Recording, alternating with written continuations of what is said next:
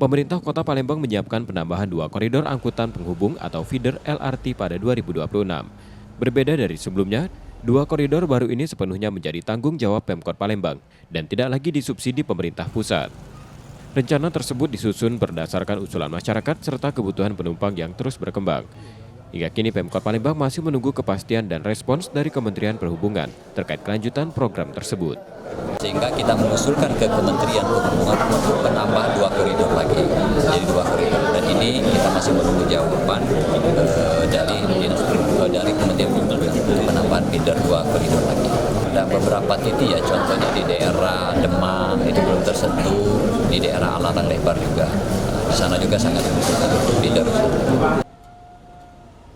Sejak mulai beroperasi pada 2022, layanan feeder LRT di Palembang sudah memiliki 8 koridor. Dari jumlah itu 2 koridor dikelola Pemkot Palembang, sementara 6 lainnya berada di bawah tanggung jawab Balai LRT. Nur Muhammad, Kompas TV, Palembang, Sumatera Selatan.